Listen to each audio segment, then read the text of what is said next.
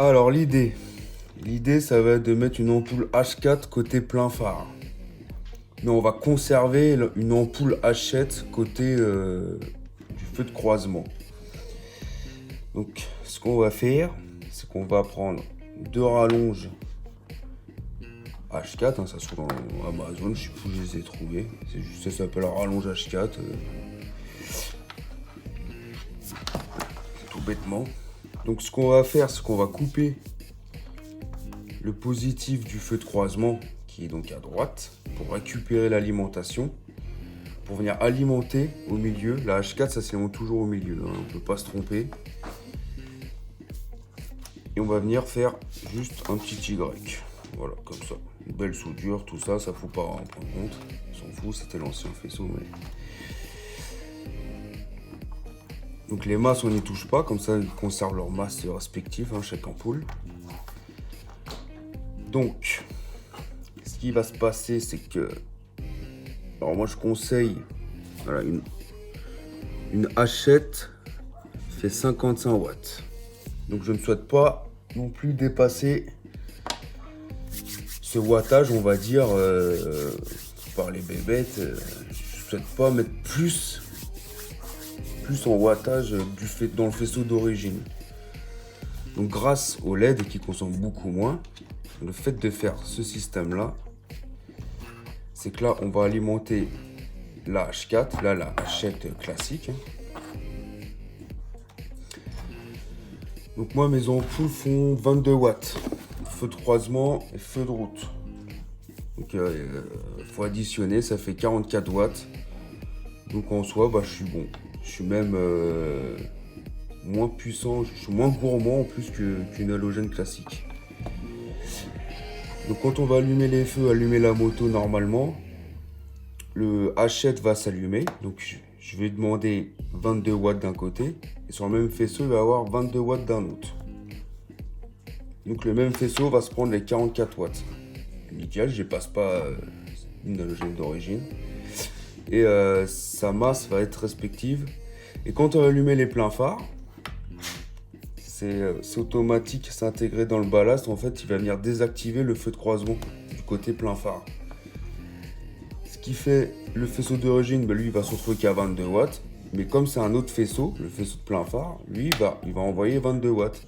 Donc en gros, le faisceau plein phare, lui, sera tout le temps à 22 watts aussi.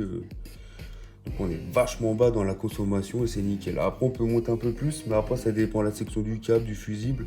Après, je vais pas rentrer trop dans les détails. Mais je vais rester dans la sécurité optimale. Il n'y a pas de surplus de conso. Au moins, on est tranquille.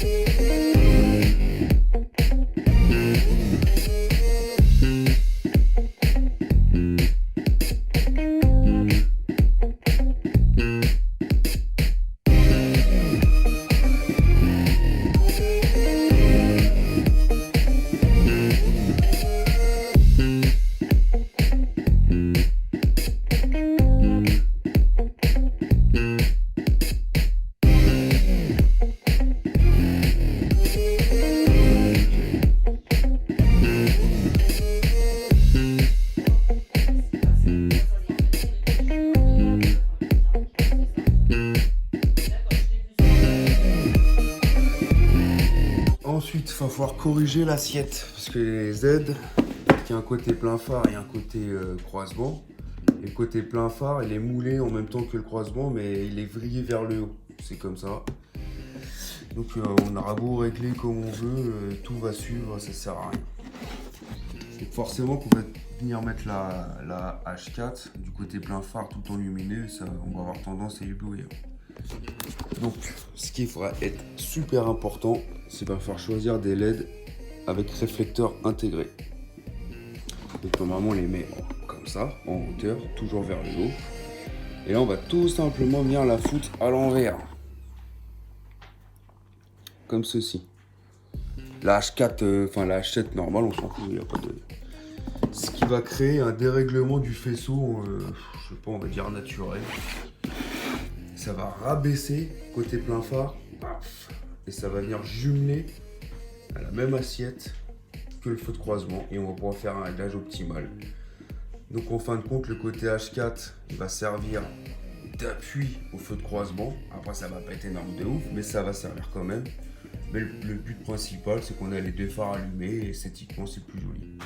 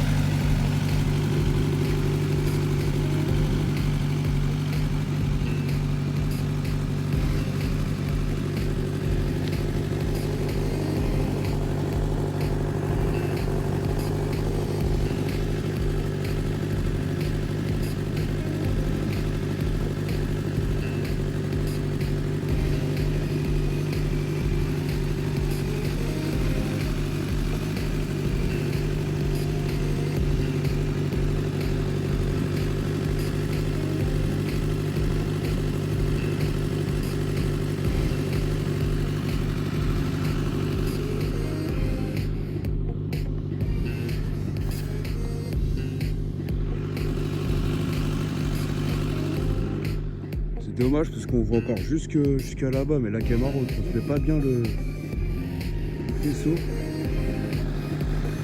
Les joies du confinement, 23h, il n'y a personne.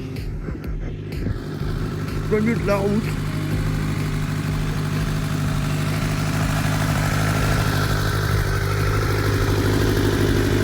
Franchement, compter les bandes blanches, là, je vois jusqu'à 1, 2, 3, 4, 5, 6, 7, 8, 9, 10.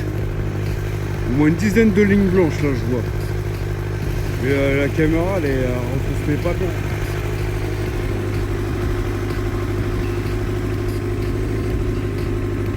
Plein phare aussi, non. Il y a une petite maison blanche là-bas, mais la caméra, elle ne capte pas.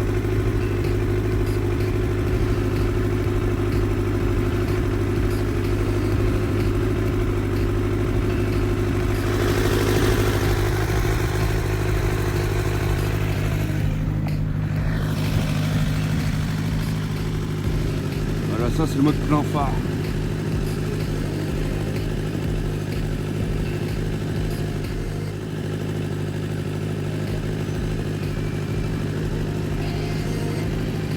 Là, il brûle vraiment la gueule.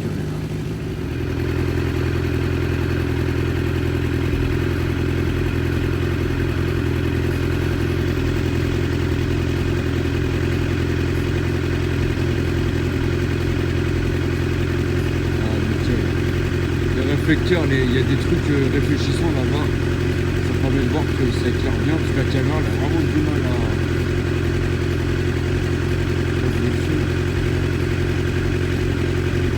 là-bas on voit bien que ça réfléchit là-bas.